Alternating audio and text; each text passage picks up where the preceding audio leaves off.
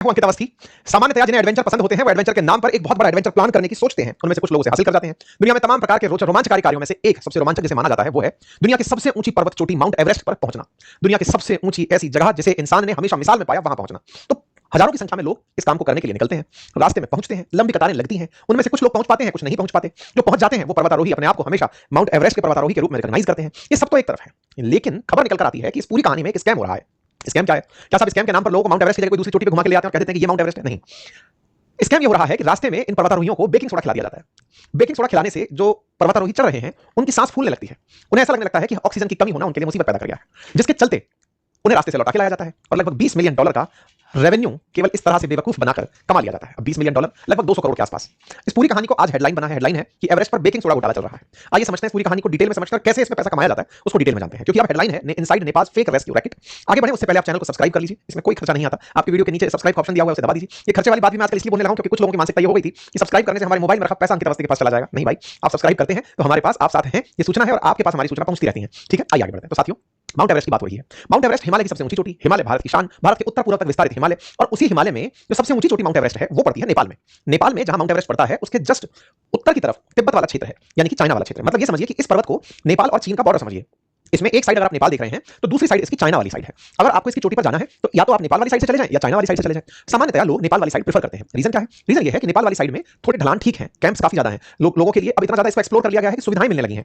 China वाली side में क्या है कि वहां बहुत हाइट तक हालांकि कार चली जाती है, लेकिन दूसरी तरफ से तेज हवाएं आती हैं, सुविधाओं का अभाव है। इसलिए बड़ी संख्या में जो ट्रैकर्स चढ़ते हैं वो नेपाल वाली साइड से इस पहाड़ी के ऊपर चलते हैं। इसकी हाइट लगभग 29,000 फीट है, 8,849 मीटर है और यहाँ पर मतलब ये दुनिया की सबसे ऊंची पर्वत चोटियों में से एक है। माउंट एवरेस्ट की इस हाइट पर पहुंचने के लिए लोग निरंतर प्रयास करते हैं और चाहते हैं कि वो कीर्तिमान स्थापित करें। इस पूरी चढ़ाई में कई स्टेप्स में चढ़ाई होती है। सबसे पहली जो चढ़ाई होती है यहाँ पे वो काठमांडू से लेकर लुक्का पहुंचती है, जहां पर खुम्बू घाटी के रास्ते साउथ बेस कैंप तक पहुंचा जाता है। फिर खुम्बू आइसफॉल कैंप 1 2 3, फिर साउथ कोल होते हुए समिट पर पहुंचा जाता है, यानी टॉप पर पहुंचा जाता है। इस पूरी प्रक्रिया के अंदर जो रास्ते इन्वॉल्व होते हैं उन पूरे रास्तों में पूरी टीम के रूप में लोगों को ले जाने के लिए काफी सारे शेरपा नेपाल से मिलते हैं जो ट्रैकिंग में मदद करते हैं। यहां पर आप एवरेस्ट बेस कैंप देखते हैं जो कि जमीन से ऑलरेडी 5,000 मीटर यानी 5 किलोमीटर ऊपर है। इसे यहां से ऊपर की तरफ खुम्बू ग्लेशियर के बाद कैंप 1, कैंप 2, कैंप 3, कैंप 4 होते हुए फिर एवरेस्ट तक पहुंच बनाई जाती है।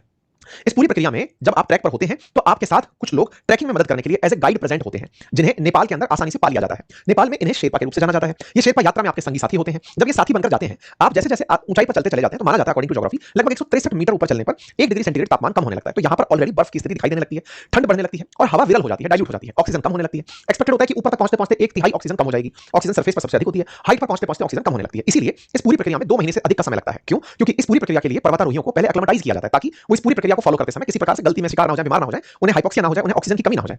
इसलिए उन्हें पहले बेस कैंप पर रखा जाता है, कम ऑक्सीजन में एक्सरसाइज कराई जाती है, यानी कि उनको प्रैक्टिस कराई जाती है। यानी उनका इस तरह से उनको अभ्यास कराया जाता है कि कम ऑक्सीजन में भी वो काम चला लें। कम ऑक्सीजन होती है तो आदमी जल्दी जल्दी हांफने लगता है।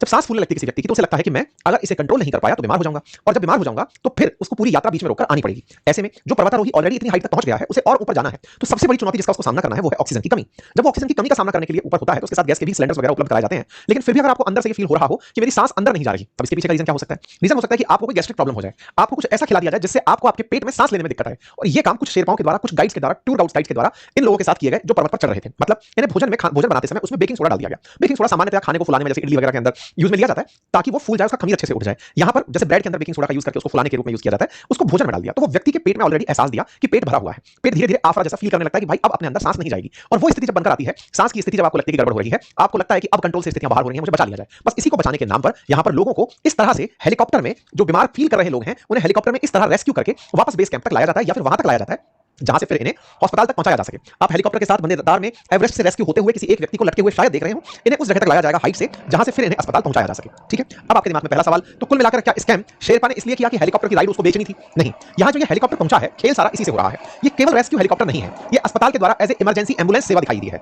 इसका अर्थ यह है कि ये आपका जीवन बचाने आया है। तो रेस्क्यू चूंकि आप मरने वाले थे तो आपको बचाने के लिए हेलीकॉप्टर आया है, तो ये अस्पताल की सर्विसेज में शामिल है। अस्पताल ने आपको बचाया, बचाकर यहां से एम्बुलेंस के थ्रू हॉस्पिटल तक ले जाया और वहां पर आपके चेकअप एंड ऑल सब करके बताया कि आप बहुत बीमार हैं, आपको इलाज में इतना सब कुछ लगेगा। हेलीकॉप्टर से चूंकि बचाव हो रहा है तो थोड़ा उसकी ग्रेविटी भी बनती है। लेकिन इस पूरी ग्रेविटी में जो खेल खेलने वाले लोग हैं वो सारे के सारे टूर गाइड से लेकर के वो अस्पताल के कर्मचारी, रेस्क्यू करने वाले लोग, ये सब मिलकर शामिल होते हैं। फिर पैसा कौन देता है? टेक्निकली तो पैसा देने के लिए ये टूरिस्ट ही है, लेकिन जब आप ऐसे किसी रास्ते पर जा रहे होते हैं तब बीमा करा के जाते हैं कि भाई अगर कुछ हो जाए तो मेरी इलाज के लिए बड़ी बीमा राशि देकर के आप यात्रा पर निकलते हैं। बीमा राशि में कि अगर मेरा इलाज महंगा पड़ा, मान लीजिए 1 करोड़ रुपए का मैंने इलाज करा, वो ले लिया, तो अस्पताल वाले उस बीमा में 1 करोड़ रुपए का ही बिल बना देते हैं और उस 1 करोड़ रुपए के बिल में यानी कि $1 लाख का बिल बना दिया। अब वो जो $1 लाख का बिल बना है उस बिल का भुगतान करती हैं बीमा कंपनियां और उस बिल के भुगतान से इस व्यक्ति को लगा कि ये बच गया, अस्पताल की बढ़िया कमाई हो गई। वो जो पैसा बनकर आया, मान लो एक टूरिस्ट से 1 करोड़ रुपए का, तो उसे बांट दिया गया, फिर 20% किसी एक टूर गाइड का, एक कंपनी का, एक रेस्क्यू का, अस्पताल का। इस प्रकार से एक पूरा रैकेट चलता है। अंदाजा लगाइए कि एक साल में इस तरह की हरकत से से 200 करोड़ रुपए तक का पैसा जनरेट कर लिया जाता है। यानी कि जो खर्च करने टूरिस्ट आया है वो तो अलग है। नेपाल में सालाना 10 मिलियन के आसपास टूरिस्ट आता है, माना जाता है यहाँ पे बड़ी संख्या में टूरिस्ट आता है। वो नंबर एक बार और क्रॉस चेक कर लेंगे। लेकिन उनमें से पहाड़ों पर लगभग 60,000 टूरिस्ट जाना चाहता है हाइट पर, उनमें से लगभग 600 टॉप तक पहुंच पाता है। और उस पूरी प्रक्रिया में ये सारा खेल होता है।